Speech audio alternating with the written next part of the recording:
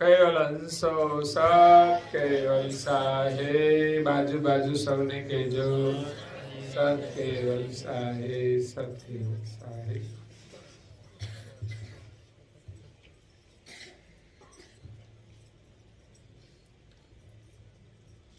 હવે કહુતપન સોનો મમ તન અંદેશા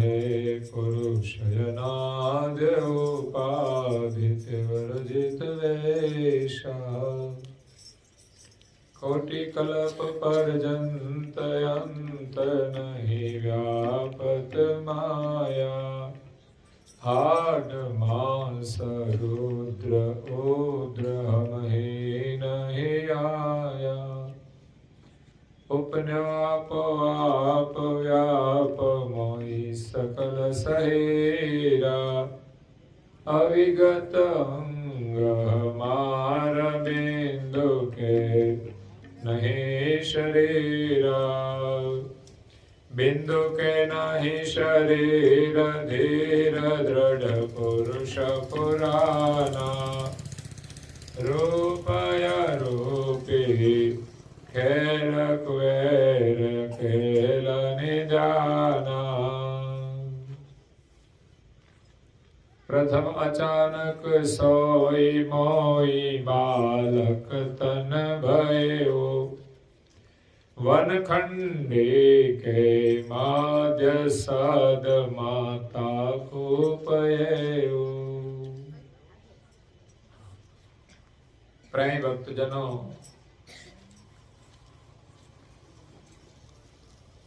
આજે પરમ ગુરુ શ્રીમદ કરુણાસાગર મહારાજની અસીમ કૃપા અને છગનપુરા ગામના સૌ પ્રેમી નેમી ભાઈઓ બહેનો અને અમારા વાલા ભૂલકાઓની હાર્દિક ભાવનાથી પરમ ગુરુ બાલકુબેરના 253માં પ્રાગટ્ય મહોત્સવ ની પૂર્વ સંધ્યામાં આગલા દિવસે આજના સત્સંગનું આયોજન કરવામાં આવ્યું છે.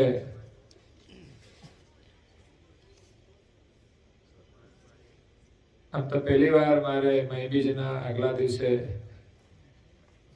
કાર્યક્રમમાં જવાનું થયું છે. સોનામાં સુગંધ મળે એવું આજનું તમારા માટે કાર્ય છે કે આવતીકાલે મહીબીજ હોય ને આગલા દિવસે આપણને પરમ ગુરુ પ્રાગટ્ય સત્સંગનો લાભ મળે એ આપણા માટે આશીર્વાદ છે. તો આજનો દિવસ આપણા સૌના માટે તેમજ સમસ્ત જંબુદ્વીપ માટે મહત્વનો છે, પાવન દિવસ છે અને એ છે મહાસુદ બીજ.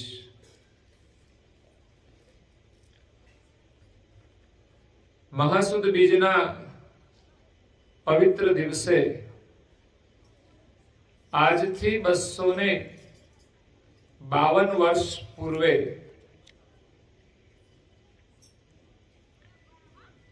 પ્રથમ અચાનક સોઈ મોઈ બાલક તન ભયું. પરમ ગુરુ કરુણાસાગર બાપજી એમ કહે છે કે મેં અચાનક બાલ સ્વરૂપ ધારણ કર્યું. પરમ ગુરુ બાલ સ્વરૂપે પ્રગટ થયા.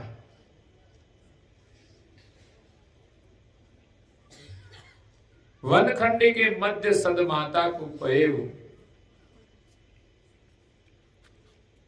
વનખંડની અંદર એક ભાગ્યશાળી માતાને પરમ ગુરુ બાલ સ્વરૂપે મળે છે.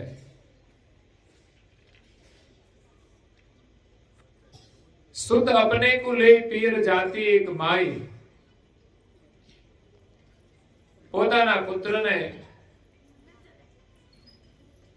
સાથે લઈને એક માતા પોતાના પિયર જઈ રહી છે. લાગી પ્યાસ અપાર તહાં એક આઈ તલાઈ। ચાલતા ચાલતા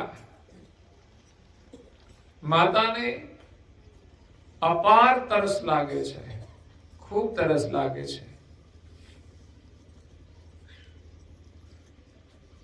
સુધ છોડ્યો જલ દૂર પીવન નીર ચાલી મૈયા। પોતાના નાનકડા બાળકને તળાવના કિનારે મૂકીને માતા પાણી પીવા માટે જાય છે।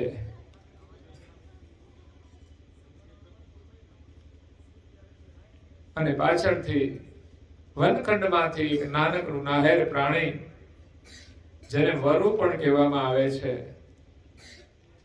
અને પરમ ગુરુએ સાવજ પણ લખ્યું છે। એક જગ્યાએ નાહેર લખ્યું છે, એક જગ્યાએ સાવજ લખ્યું છે। શબ્દ ભેદ લાગે, બંને શબ્દનો પ્રયોગ અલગ અલગ પ્રાણી માટે થાય છે, પણ એ એક જ પ્રાણીના વર્ણન માટે બે શબ્દના પ્રયોગ કર્યા છે। તો કદાચ સંશય થાય કે હાવજ હતો કે નાહેર હતો, પરંતુ એક જ પ્રાણીને અલગ અલગ વિસ્તારમાં કદાચ અલગ અલગ નામથી પણ સંબોધન થતું હોય, એવું બની શકે। એટલે ઘણીવાર આવી વાતોમાંથી સંશયો ઉત્પન્ન થતા હોય છે, પણ અહીંયા આપણે કથાનો જે સાર છે એ મહત્વનો હોય છે। એટલે શબ્દના વિવાદોને છોડીને આપણે સત્ય સારને ગ્રહણ કરવાનું છે।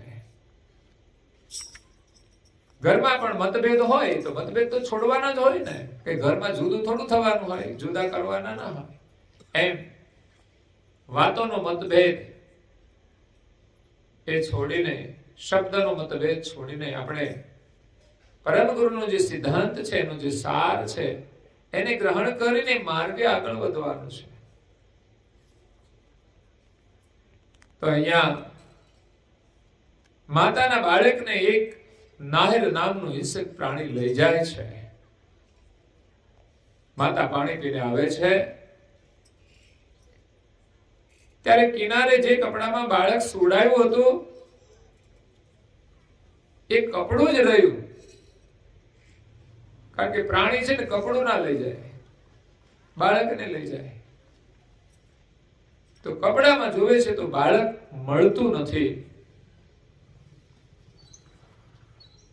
તો માતાને બહુ જ આશ્ચર્ય થાય છે।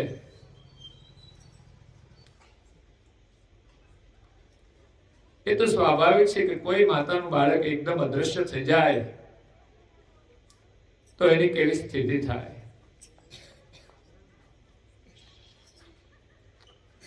તો બાળકને ન જોતા માતા તો કલ્પાંત કરે છે। કેવું કલ્પાંત? માથાના વાળ તોડવા માંડે છે। આ એના દુઃખની જે લાગણી છે એ પરમ ગુરુએ એક જ શબ્દમાં જણાવી દીધી કે પુત્રના વિયોગમાં માતા પોતાના માથાના વાળ તોડવા માંડે એવું કરુણ રુદન કરે છે। મનમાં તો ઘણું થતું હશે કે બાળક લઈ કોણ ગયું, એને કઈ જ ખબર નથી કોણ લઈ ગયું છે। એ તો પરમ ગુરુ જાણે છે, પણ માતાને તો ખબર નથી કે કોઈ પ્રાણી લઈ ગયું છે કે મનુષ્ય લઈ ગયું છે। પરંતુ પાણી પીને આવે એટલી જ વારમાં એ બાળક અદ્રશ્ય થઈ જાય અને માતાને ઘણા બધા પ્રશ્નો થાય અને એના દુઃખનો કોઈ પાર ન રહે। એ દુઃખની અંદર વિલાપ કરતા કરતા માતા પોતાના પુત્રને શોધે છે। પરમ ગુરુ લખે છે કે તરુવર નીચે હુતે હમ આગે, ત્યારે આગળ એક વૃક્ષના નીચે હું બેઠો હતો।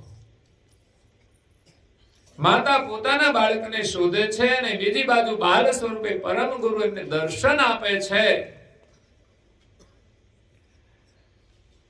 તો એના મનમાં પ્રશ્ન થાય છે કે આ બાળક કોનું હશે? અને એક સારો વિચાર એ આવ્યો કે ભગવાને મારા બાળકના બદલામાં તો આ બાળક નહીં આપ્યું હોય ને. આ સાચો વિચાર હતો. એમના બાળકના બદલામાં જ એ બાલ સ્વરૂપે પરમ ગુરુ પ્રગટ થઈને વિરાજમાન થયા હતા. અને એ કેવું દિવ્ય સ્વરૂપ હશે વિચાર કરો. આપોઆપ જે સ્વરૂપ પ્રગટ થયું અને બાલ સ્વરૂપ, એ સ્વરૂપના દર્શન તો હેતબાઈ માતાને થયા. એ કેટલી ભાગ્યશાળી માતા છે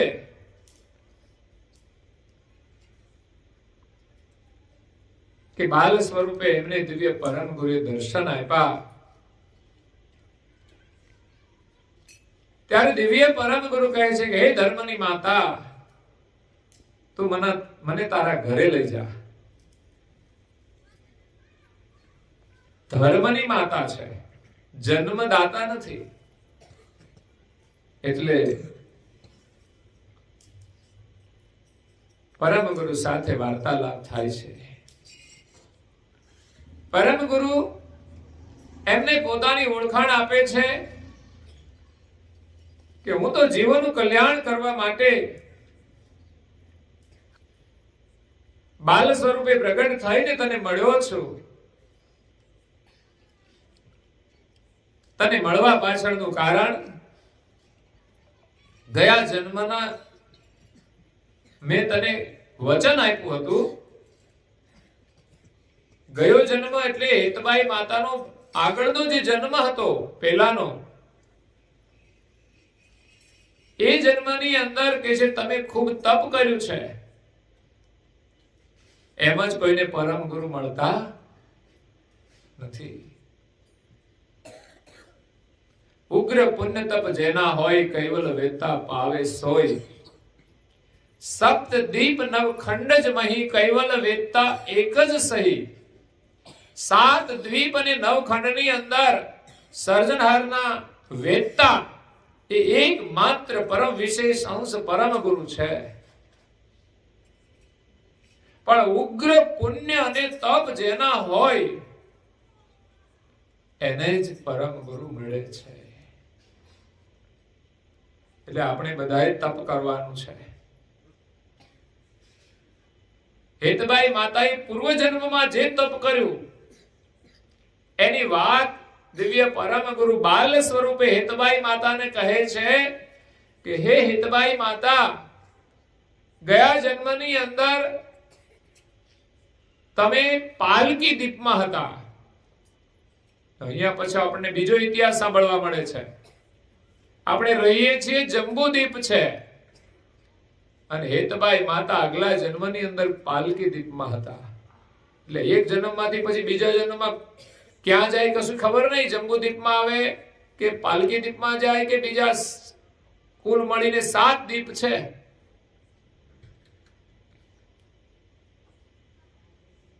તો પરમ ગુરુ બાલ સ્વરૂપે કહે છે કે ગયા જન્મની અંદર તમે પાલકી દીપમાં એક બ્રાહ્મણ કુળમાં જન્મા હતા. તમે અને તમારા પતિ બંને સાથે જ હતા. જો હારો પ્રેમ હોય ને તો સાથે રહે, નહીં તો કોઈ ભળે નહીં પાછા. હો, એટલે પ્રેમ રાખજો ઘરમાં, તો બીજા જન્મે પછી મળશે નહીં.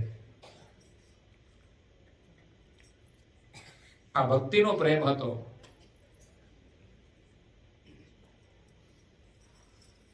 યુગો યુગો સુધી ભેગા રહે છે ભક્તિના પ્રેમથી. બાકી તો ઋણાનું સંબંધે ભેગા થાય ને પછી પૂરું થઈ જાય ને એટલે છૂટી જાય.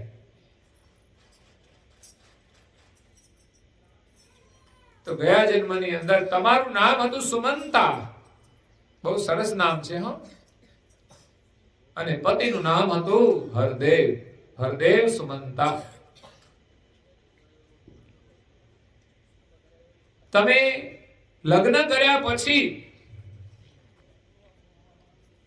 સંસારના સુખનો ભોગનો ત્યાગ કરી દીધો. આ છે તપસ્યા. ભક્તિની તપસ્યા છે સંસારના ભોગનો સુખનો ત્યાગ કરી અને ભગવાનનું આપણે ભજન કરીએ. આપણે હવારે ઊંઘનો ત્યાગ નથી કરતા. હે, પહેલી કસોટી ત્યાં થાય. વેલા ઉઠો, પ્રભાત ફેરી છે હવારે? બધા આવશો? સારું કેવાય આવો તો. એ તો અત્યારે ઘણા નહીં આવ્યા હોય. એનું નામ ત્યાગ છે. સંસારનું કાર્ય છોડીને ધર્મનું કાર્ય કરવું એમાં ત્યાગ છે. ઊંઘ છોડીને ભગવત સ્મરણ કરવું એ ત્યાગ છે. બાકી તો કૂતરાને કોઈ ઉઠાડે હોય તો પછી ઊંઘવું હોય તો શું થાય? પછી બીજો જન્મ ક્યાં મળે? ગમે ત્યાં મળે. પછી માણસે તો વેલા ઉઠી જ જવું જોઈએ. સૂર્યોદય પહેલા તો ઉઠી જ જવું જોઈએ, નાહી લેવું જોઈએ. આ નિયમ પ્રકૃતિનો છે. આપણા મહાપુરુષોએ આપણને આજ્ઞા આપી છે કે ભોર ભયે પ્રગટે જ ભવાનું સાવધાન તમ કરી સ્નાન. અને નાહી ધોઈને પૂજા પ્રાર્થના કરવાની અને વડીલોને પ્રણામ કરવાના. સ્વયં રામચંદ્રજી જે ઈશ્વરી અવતાર છે છતાં પણ રાજા દશરથના ચરણમાં વંદન કરતા હતા. નહીં તો વંદનને લાયક તો આખા વિશ્વને વંદનને લાયક તો રામ હતા. એ રામ એ પિતાને વંદન કરે છે એટલું જ નહીં, પણ વનવાસ વખતે અનેક ઋષિમુનિઓ જે ભજન કરે છે એને પણ સ્વયં રામ પ્રણામ કરે છે. એટલે પ્રણામ કરવા જોઈએ. તો સુમંતા અને હરદેવ બંને આગલા જન્મમાં જે તપ કર્યું હતું કે કરીત યોગ તજી ભોગ શોક ધરત નહીં મન મેં. આપણને તો ભોગ ના મળે તો રડીએ છીએ, અને એની પાસે ભોગ હતા ને એનો એને ત્યાગ કરી દીધો. મનની અંદર કોઈ પ્રકારનો શોક રાખ્યા વિના એ બધું જ સુખ છોડીને જંગલમાં ચાલ્યા ગયા. સલારટ શહેર સુવાસ તાસ બ્રહ્મ સદન કે. સલારટ શહેરની અંદર તમે જન્મ લીધો હતો અને એ શહેરનું સુખ છોડી અને તમે ગુંજારણ વનની અંદર તપ કરવા માટે ચાલ્યા ગયા. આપણે ઘર છોડીને મંદિર સુધી જ આવવું છે તપ કરવા માટે. થોડી વાર પ્રાર્થના, થોડા દર્શન. કળિયુગમાં હળવું ભજન છે, હળવું તપ છે, પણ અઘરું છે ને. એ પણ બધા નથી આવી શકતા. મંદિરો એટલા માટે બનાવ્યા છે કે આપણી ભાવનાનું નિર્માણ થાય, આપણી ભાવનાની કસોટી થાય કે જવાય છે કે નહીં. એમ સમજીને કઈ પરમ ગુરુ બિરાજમાન છે એ ભાવથી જઈશું તો એ આપણને દર્શન આપશે જ.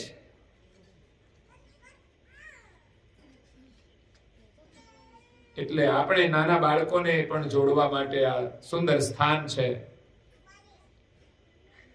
આજે પરમ ગુરુનો પ્રાગટ્ય દિવસ, મહાસુદ બીજ,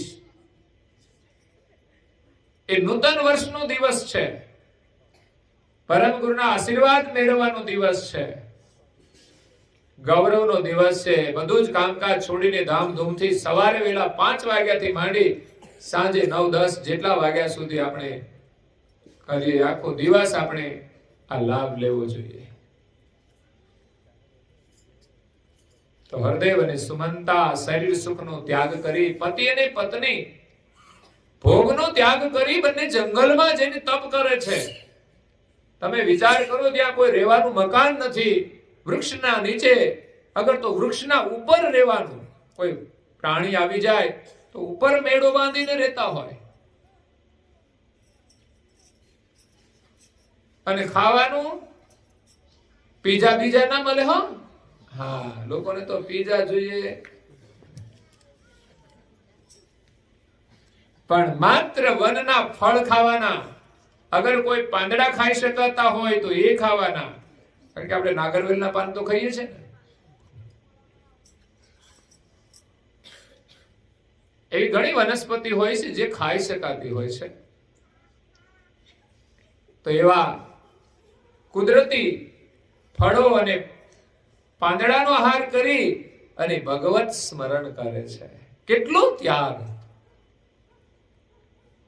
અને ત્યાં દિવ્ય પરમ ગુરુ જંબુદીપની અંદર પ્રગટ થયા હતા અને એનું નામ હતું ભવ ભીડ ભંજન સાહેબ. પોતાની સર્વજ્ઞ દ્રષ્ટિ અને ગતિએ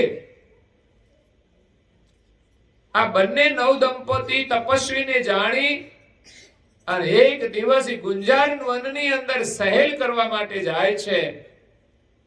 ગામમાંથી તો કઈ ના આવ્યા હોય, હું જરા સહેલ કરી આવું. આપણે ઘણા ઘર છોડીને સહેલ કરવા જતા હોય છે, ખબર નહીં ક્યાં જતા હોય, થોડી શેર કરીને આવતા રહે. પણ ઘરવાળા જોડે લઈ જવા જોઈએ હો, એકલા એકલા ના જવાય. ગમે ત્યાં જાઓ તમારે જોડે રાખવાના.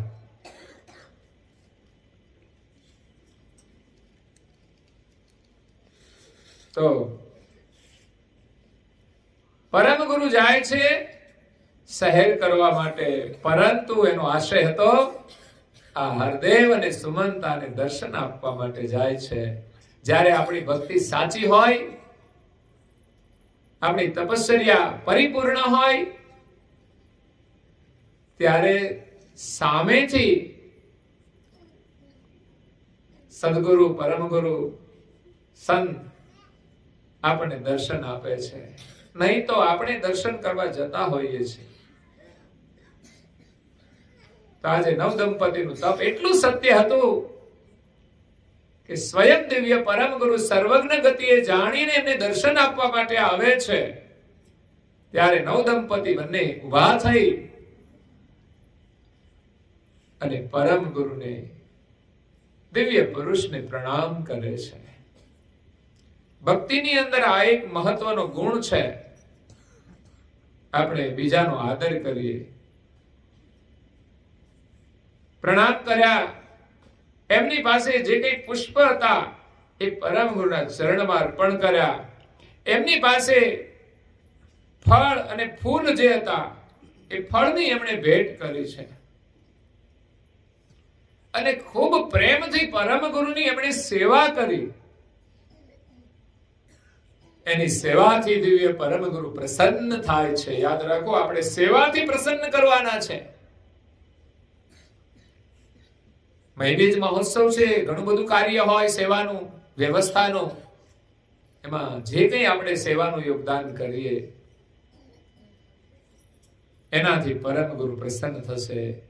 અને આપણને પણ પ્રસન્નતા હોય કે મહિબીજનો દિવસ છે, પરમ ગુરુ પ્રાગટ્ય દિવસ છે,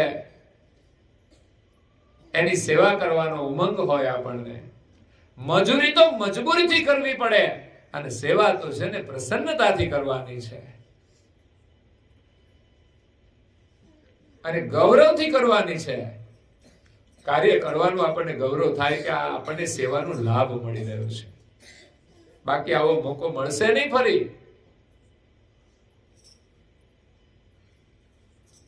તે પ્રમાણે પરમ ગુરુની સેવાથી જ્યારે પ્રસન્ન થયા, પરમ ગુરુ કહે છે માગો તમારે શું જોઈએ છે. આપણે કોઈ પણ સાધના કરીએ એનો કોઈ ધ્યેય તો હોય છે ને, કોઈ હેતુ તો હોય છે ને.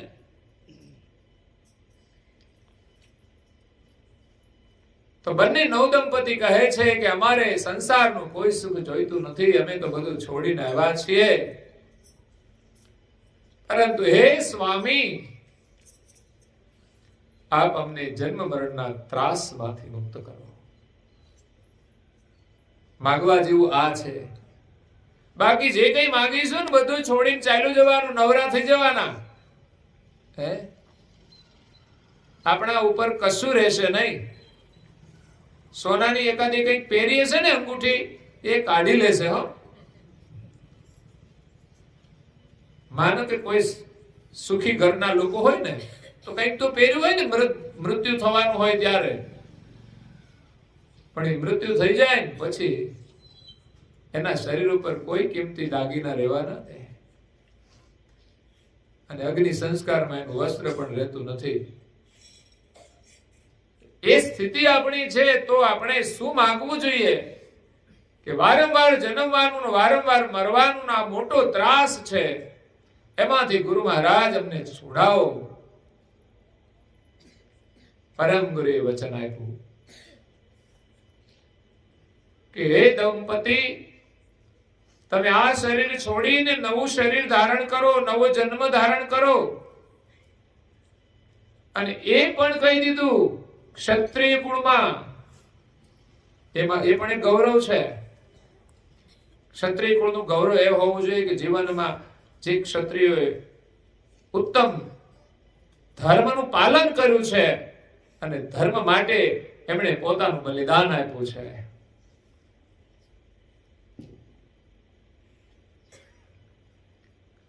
પરમ ગુરુએ ક્ષત્રિય કુળમાં જન્મ ધારણ કરવાનું કારણ પણ બતાવી દીધું કે ક્ષત્રિય કુળની અંદર એવા વીર પુરુષો થયા છે, એવા ક્ષત્રિય કુળમાં તમે અવતાર લેજો, જે ધર્મના માટે પોતાના માથાનું બલિદાન આપી દે. એવું ધર્મનું એનામાં ગૌરવ હોય છે. અને એ જ ધર્મ પાળી શકે છે. વિચાર કરો, કોઈ માથું આપી દેતા હોય એ ગૌરવ કેવું હશે? બાકી માથાના વાળે કોઈ ના આપે. તમને ખબર છે? માથું મુંડાવાનું કે તોય તૈયાર ના થાય. ટકો થોડો સારો લાગે.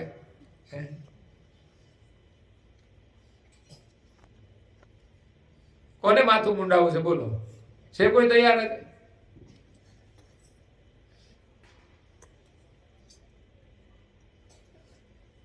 એટલે મોહ છૂટે એવો નથી. માથાના વાળમાં જ્યાં મોહ હોય ત્યાં માથાનો તો મોહ કેટલો હોય, અભિમાન. વાસ્તવિક તો અભિમાન જ છોડવાનું છે. માથું આપવાનો મતલબ જ એ છે, તન મન ધન જે શીશ સમર્પે, પોતા તરફ રાખે ને સૌ સુખ અર્પે, એવો અધિકાર ધરે જન જેહી, પામે પદ કૈવલ મોક્ષ સદેહી. એને સદેહ કૈવલ પદની પ્રાપ્તિ થાય છે. કેવો દિવ્ય ઇતિહાસ છે! ભક્તિ કરવાની આપણને પ્રેરણા આપે, આપણને બળ આપે, આપણને દિશા આપે, આપણને દ્રષ્ટિ આપે, એવો આ ભક્તિનો પ્રસંગ છે. હેતભાઈ માતાને પરમ ગુરુ બાલ સ્વરૂપે શા માટે મળ્યા? એ દિવ્ય પરમ ગુરુ બાલ સ્વરૂપે હેતભાઈ માતાને કહે છે કે મેં તમને વચન આપ્યું એ પ્રમાણે જ તમે ક્ષત્રિય કુળમાં અવતાર લીધો છે, અને મેં એ પણ કહ્યું હતું કે હું તમને બાલ સ્વરૂપે મળીશ. પરમ ગુરુને તો આગળની બધી ખબર જ હતી કે આ જંબુદ્વીપમાં આ પ્રકારનો પ્રસંગ બનશે અને આ સમયે જ બનશે. અને સંવત 1829 ને મહાસુદ બીજનો દિવસ હતો. ધન ધન મહી બીજનો દાડો, ધન્ય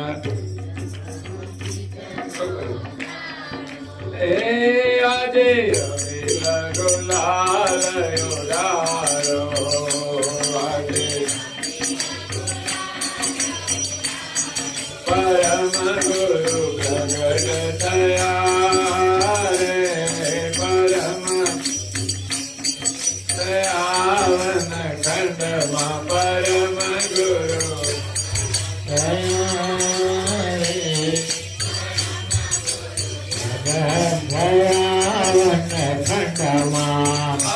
સરે સાના હેતભાઈ માતા,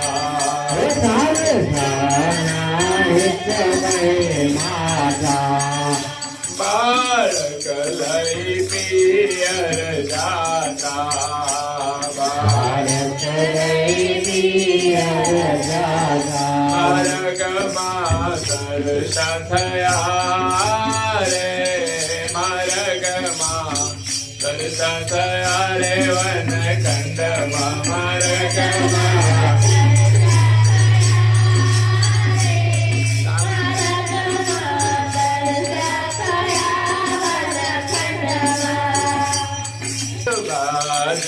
નજર નિહારો,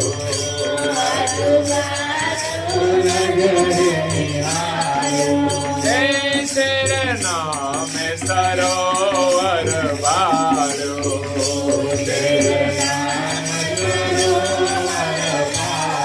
કે નીર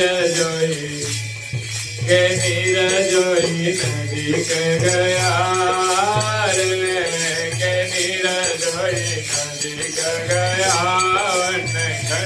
માંગે ધીરજ વડે રચી ગયા રે, હે ધીરજ વડે રચી ગયા વનખંડમાં.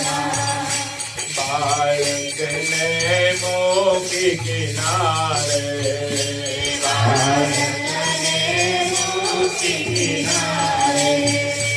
જળ પીવા કોઠ જવારે,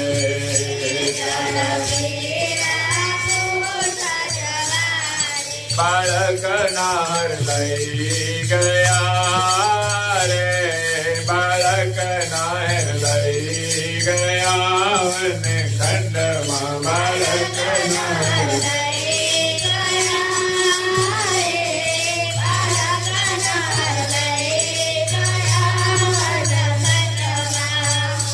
પાણી પીને પાછા વળતા, પાણી પીને પાછા વળતા, પોતાનું બાળક ના મળતા, પોતાનું બાળક ના મળતા. માતા ગભરાઈ ગયા રે, માતા ગભરાઈ ગયા વનખંડમાં.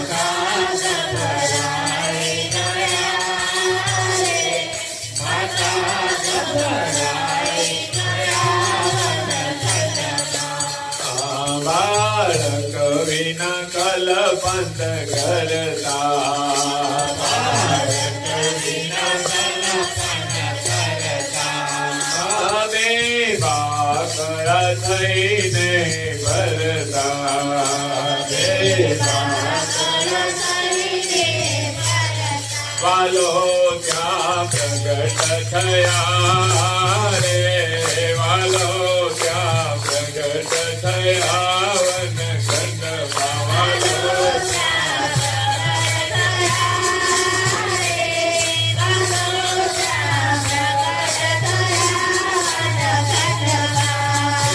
માતાને ગુરુજી મળતા,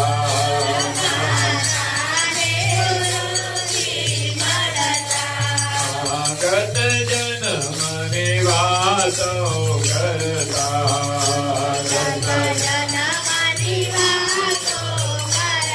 માતા ખાઈ ગયા રે, માતા ખાઈ ગયા રે વનખંડમાં. માતા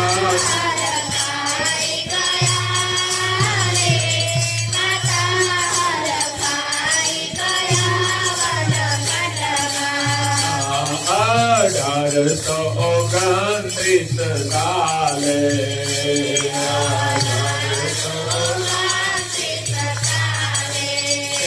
માહી બીજના દિનમાં વાલે,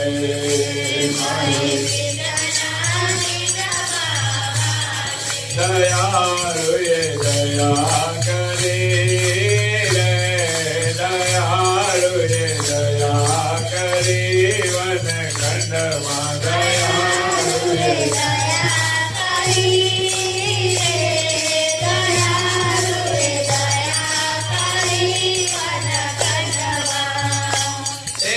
પવિત્ર ભૂમિ પર યારે,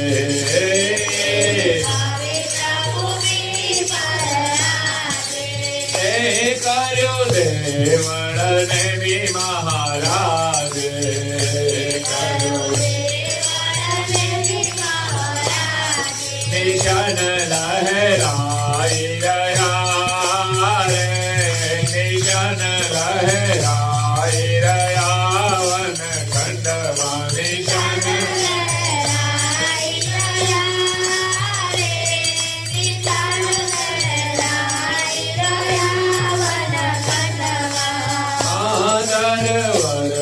ત્યાં મેળો ભરાય,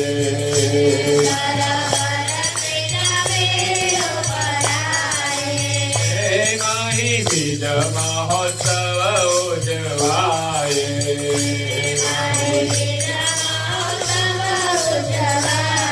જંગલમાં મંગલ થયા રે,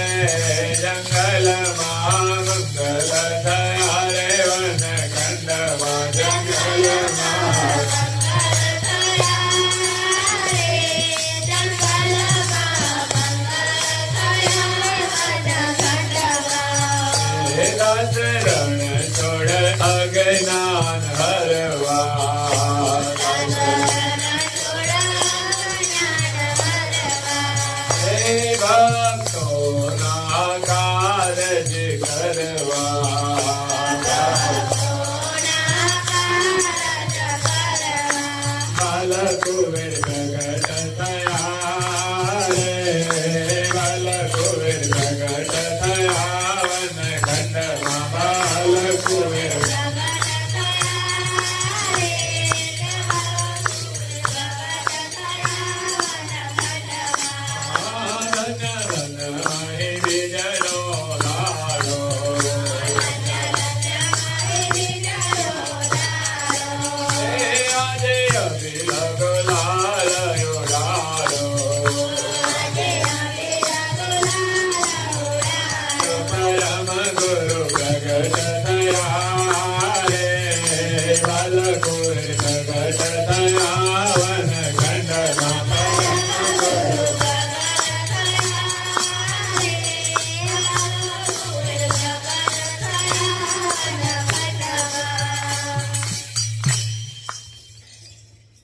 બોલ બાલ કુબેર સ્વામી મહારાજ કી જય.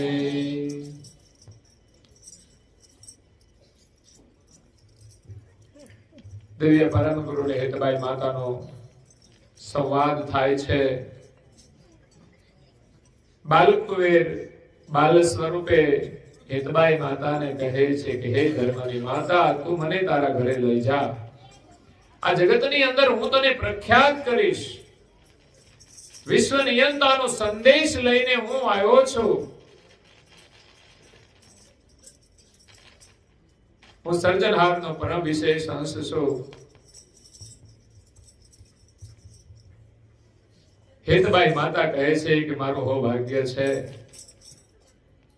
કે આપના જેવા દિવ્ય પુરુષ મને બાલ સ્વરૂપે મળ્યા. મારું બાળક તો નાહેર લઈ ગયું.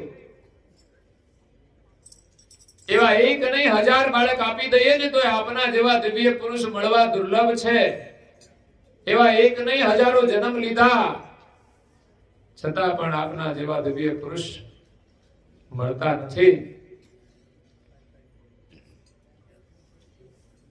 પરમ ગુરુ આપણને મળી જાય તો આપણે બધું છોડીને એમના શરણમાં જવું જોઈએ. ત્યારે પછી એમ ના વિચારાય કે હું આટલું કરી લઉં ને પછી જઈશું. હજારો બાળક આપી દઈએ તોય ન મળે. એવા દિવ્ય પરમ ગુરુ જો આપણને મળે ને તો એના શરણમાં આપણું સર્વસ્વ અર્પણ કરવું જોઈએ. જેટલી એમની કૃપા થાય ને એટલો લાભ લેવો જોઈએ.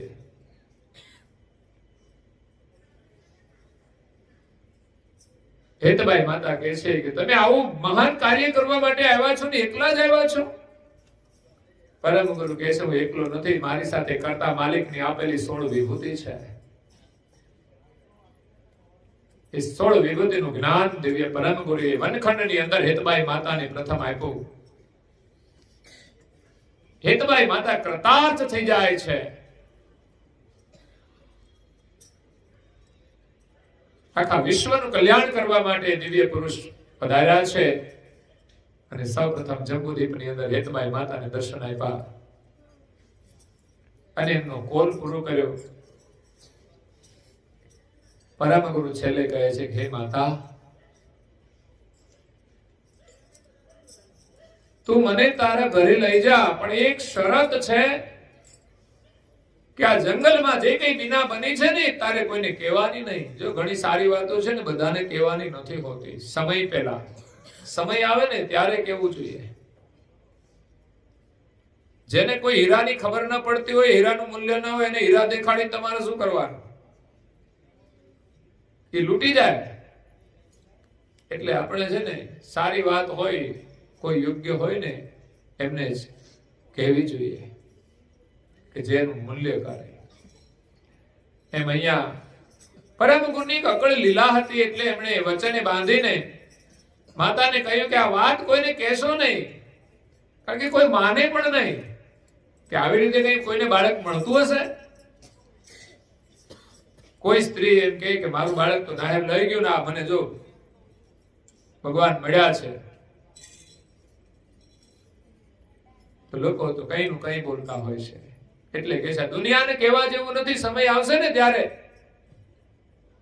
એ પ્રગટ થશે, એ જાહેર થશે.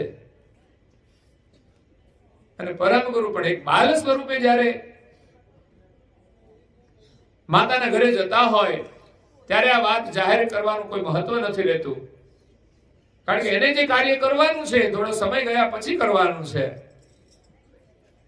એટલે એમણે માતાને વચને બાંધ્યા કે આ વાત કોઈને કહેશો નહીં, તો હું તમારા બાળકના જેવું સ્વરૂપ ધારણ કરીશ. મતલબ એવું નાનું સ્વરૂપ હતું તો દિવ્ય સ્વરૂપ, પણ એ જ દિવ્ય સ્વરૂપ એક માતાના બાળકના જેવડું સ્વરૂપ બની ગયું કે માતા એને ગોદમાં લઈને લઈ જઈ શકે.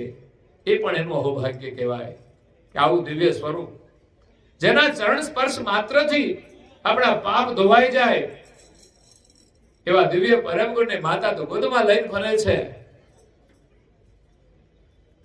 આપણું બધાનું અહોભાગ્ય છે કે આવતીકાલે પરમ ગુરુનો પ્રાગટ્ય દિવસ છે. જીવોનું કલ્યાણ કરવા માટે અને આ જગતમાંથી મોટામાં મોટું જે અજ્ઞાન છે કે આ વિશ્વના સર્જનહારને કોઈ જાણતું નથી, એ અજ્ઞાનને દૂર કરવા માટે બાલ સ્વરૂપે પરમ ગુરુ પ્રગટ થયા છે. અને પરમ ગુરુનો પ્રાગટ્ય દિવસ આવતીકાલે છે, ત્યારે આપણે ધામધૂમથી એમની ઉજવણી કરી એમના આશીર્વાદ લઈશું. આજે મહિનીજીના આગલા દિવસે તમે આયોજન કર્યું, તમારી ઉમદા ભાવના છે. પ્રથમથી હું જોઉં છું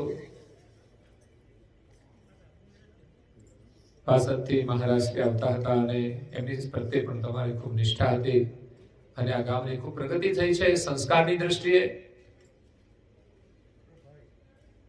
અને પરમ ગુરુના શરણમાં જ રહેજો, આપણા બાળકો પણ સુખી થાય. બસ આ તિલકના સંસ્કાર આપવાના છે, કૈવલ મંત્રના સંસ્કાર આપવાના છે. અને એક સંદેશ હું આપું છું, જો કે હું પુસ્તિકા લાવતા ભૂલી ગયો, કૈવલ મંત્રની આ મહીબીજથી આપણે કૈવલ મંત્ર લેખન યજ્ઞ શરૂ કરીએ છીએ અને આપણે બધાયમાં યોગદાન આપવાનું છે. આમ તો જાહેરાત તો આજથી શરૂ થાય છે, પણ પુસ્તિકા ત્યાં રહી ગઈ છે. 5000 પુસ્તિકાઓ આપણે છપાવી છે કે એક સભ્ય એમાં જોડાય. એમાં માત્ર 120 મંત્ર ઓછામાં ઓછા આપણે લખવાના છે.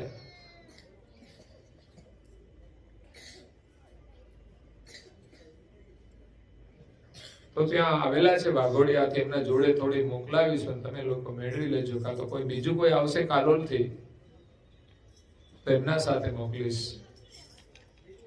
તો ઘર ઘર સુધી આપણે એક પુસ્તિકા એક સદસ્યને આપી અને આ મંત્ર લેખન યજ્ઞમાં આપણે આહુતિ આપવાની છે, મંત્ર સ્મરણની. અને એ અમારે મંદિરનું જે નવનિર્માણ અમે કરી રહ્યા છીએ એમની પ્રાણ પ્રતિષ્ઠાની અંદર આપણે એ મંત્રને અર્પણ કરવાના છે. વધુમાં વધુ મંત્ર લેખન અને વધુમાં વધુ સંખ્યામાં મંત્રો લખાય અને એ જ પુસ્તિકા આપણે ત્યાં પરત કરવાની છે. તો આ બધા જોડાવ, ભલે વહેલા મોડું કદાચ થોડું થઈ જાય, હજુ આપણી પાસે ઘણો સમય છે, પણ આપણે બધા સંકલ્પ કરીશું કે આ મહાસુદ બીજથી કૈવલ મંત્ર લેખન આપણે કરીશું. રોજે 120 મંત્ર. બાળકોને સારા સંસ્કાર મળશે, પરમ ગુરુના આશીર્વાદ મળશે અને વડીલોને પણ આશીર્વાદ મળશે. એટલે લખતા આવડે ને બધા જ લખજો. ભણેલા ના હોય તો 3 અક્ષર લખતા તો આવડી જાય. પ્રયાસ કરો ને. પણ આપણી પાસે જે નવરસનો સમય મળે ને એનો જ માત્ર ઉપયોગ કરી લેવાનો છે. કદાચ વોટ્સએપ ની અંદર કશું ન જોવાય તો બહુ નુકસાન નહીં થાય, પણ 5 મિનિટ મંત્ર જપ લખીશું તો ખરેખર આપણે ભાગશાળી બની જઈશું. આપણું જીવન ધન્ય બનશે. આ કોઈ નાનકડું કાર્ય નથી, આપણને ફરી માનવ જન્મ આપે ને એવું આ મહાન કાર્ય છે.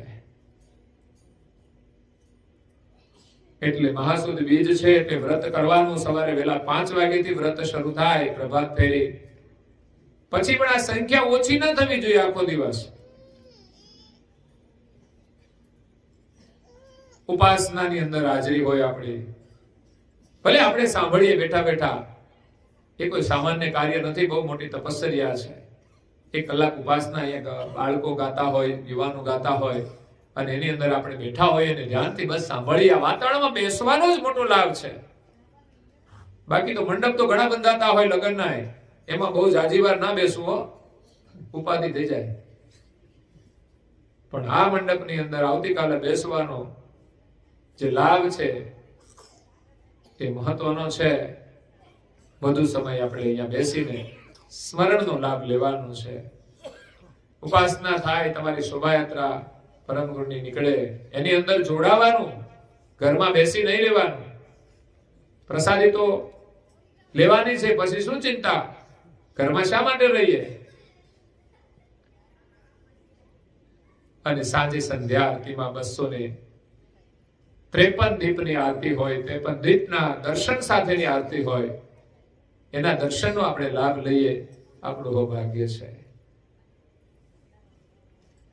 એ રીતે આપણે વ્રત કરવાનું. ઉપવાસ થાય તો કરો, નહીં તો વાંધો નથી, પણ અખાદ્ય ચીજ વસ્તુને છોડવાનો સંકલ્પ કરી અને એનો ઉપવાસ કાલે કરજો કે આજે અમે આ વસ્તુ નહીં લઈએ અને ભવિષ્યમાં ન લઈએ તો વધારે સારું. તો આજે પરમ ગુરુના આપ સૌને આશીર્વાદ છે. આવતીકાલે હાસુદ બીજ છે. તમને પરમ ગુરુ પ્રત્યે ખૂબ ગૌરવ છે અને એટલે જ આજે અહીંયા આવવાનો સંજોગ થયો છે. પરમ ગુરુમાં તમારી નિષ્ઠા છે અને ભાવિ પેઢીમાં પણ આ સંસ્કારનું નિર્માણ દેખાય છે. સરસ મજાના ભજન ગાતા હોય, ધૂન ગાતા હોય, તિલક કરતા હોય. આવતીકાલે તો કોઈનું કપાળ કોરું ના રહેવું જોઈએ. વરસાદ થાય ને ખેતરો ભીના થઈ જાય ને કોઈ વાવ્યા વગર રહે ખરા? તો પછી આવો વરસાદ થયો હોય અને પછી આવતીકાલે તો વાવેતર કરવાનું છે. સવારે વહેલા 5 વાગે ઉઠીને પ્રભાત ફેરીમાં સ્મરણ કરી પછી ઘરે નાહી ધોઈ અને પૂજા કરી, તિલક કરી, પરિવાર સાથે અહીંયા મંદિરમાં આવીને પ્રાર્થનાનો લાભ લઈએ. સત્સંગ તો આજે તમને મળી ગયો છે. 56નો પાઠ કરવાનો હોય છે. તમને જ્યારે અનુકૂળતા હોય ત્યારે કરજો. સંધ્યા ટાઈમ હોય તો ત્યારે, નહીં તો બપોરે મધ્યાહન ટાઈમ હોય તો 56નો પાઠ પુસ્તિકા ઉપાસનાની અંદર છે. તો આજે આપણને આ મહાલાભ મળ્યો છે પરમ ગુરુના પ્રાગટ્ય દર્શનનો, એમના અમૃત વચનોનો. સ્વયં દિવ્ય પરમ ગુરુએ પ્રાગટ્ય પ્રસંગનું વર્ણન ગ્રંથમાં કર્યું છે. સંપૂર્ણ યથાર્થ, નહીં તો કથાઓ છે ને બદલાઈ જાય, પણ પરમ ગુરુ એવી કૃપા કરી છે ને કે જે જરૂરી હોય ને એટલું જ એમણે લખ્યું છે. બીજી કોઈ કથાનું વર્ણન નથી કર્યું, માત્ર થોડું એના પ્રાગટ્ય પ્રસંગનું વર્ણન કર્યું અને કહ્યું કે હું 7 વર્ષ માતાની સાથે રહ્યો અને 7 વર્ષની ઉંમરે માતાનો ત્યાગ કરી, પરિવારનો ત્યાગ કરી અને મેં ગુરુ દીક્ષા લીધી કૃષ્ણ સ્વામી મહારાજ પાસેથી અને ફરી સારસામાં આવીને જ ત્યાં કથા સત્સંગ કરે છે. ભક્તોને ત્યાં રહીને પછી એમના ઘરે નથી જતા, હેતબાઈ માતાને ત્યાં. પછી હેતબાઈ માતાનું પણ કોઈ વર્ણન કર્યું નથી. અને પરમ ગુરુ સત્સંગ કરે છે, ભક્ત સમુદાય વધે છે, ત્યારે જરૂર જણાય ત્યારે પરમ ગુરુને સૌ ભક્તજનો એક આશ્રમ માટેની જગ્યા અર્પણ કરે છે. કારણ કે પરમ ગુરુની દિવ્ય વાણીનો પ્રભાવ તો કઈ સામાન્ય ન હોઈ શકે. આજે એક સામાન્ય અંશો જો સત્સંગ કરે છે તો એ લોકો પ્રભાવિત થાય છે. આ તો દિવ્ય પુરુષ, એની દિવ્ય વાણી, એ ભક્તોય પણ કેટલા ભાગશાળી હશે. પરમ ગુરુના બાલ સ્વરૂપના મુખારવિંદમાંથી નીકળતા જે વચનામૃત છે એ સાંભળવાનો લાવો મળે. અને આજે પણ જે વચનો સાંભળે છે એ પણ કઈ ઓછા ભાગ્યશાળી નથી. આપણે તો મહત્વ છે એમના વચનો સાંભળવાનું, ખાલી માધ્યમ બદલાય છે પણ એમના વચનો તો એટલા જ પવિત્ર છે, કલ્યાણકારી છે. એટલે તમને બધાને 253માં પરમ ગુરુ બાલકુવેર પ્રાગટ્ય મહિબીજ મહોત્સવના આશીર્વાદ છે, શુભકામનાઓ છે. તમારી ભાવિ પેઢી પણ સંસ્કાર સંપન્ન બની રહે અને વિશેષ તમે બધા કાર્યક્રમો કરો છો એમ કરતા જ રહેજો. પરમ ગુરુના ખૂબ આશીર્વાદ છે, એનાથી તમારા પરિવારો સંસ્કાર સંપન્ન છે, સુખી છે અને આગળ પણ વિશેષ ને વિશેષ પરમ ગુરુની ભક્તિ કરી તમારા બધાનું જીવન સફળ થાય એવી આજના પ્રસંગે શુભકામના છે. તમારી ભાવનાને ખૂબ ધન્યવાદ આપું છું અને આવતીકાલે ભરપૂર તમે લાભ લેશો એ જ શુભકામના સાથે અહીંયા મારી વાણીને હું વિરામ આપું છું. તો જવાનું છે એટલે બહુ ઉતાવળ સમય છતાં પણ 1 કલાક જેવું તો આપણું થઈ ગયું છે. અહીંયા જય વિધિ બોલાવશું. आद्य सकल स्वराज करुणेश केवलकर्ता की जय. श्री कृष्ण स्वामी महाराज की जय. परम गुरु श्रीमद करुणा सागर महाराज की जय. श्री नरवेद सागर महाराज की श्री वरदेवदास जी महाराज की जय. श्री भगवान दास जी महाराज की श्री प्रयागदास जी महाराज की श्री शीतलदास जी महाराज की श्री अविचलदास जी महाराज की श्री धर्म प्रियदास जी महाराज की श्री सब संतन की श्री सब देवन की श्री ज्ञान संप्रदाय की श्री गुरु गदी सारसापुरी की श्री कैवल धाम की जय जय कथा पूर्णावृत्ति का सब कैवल साहेब.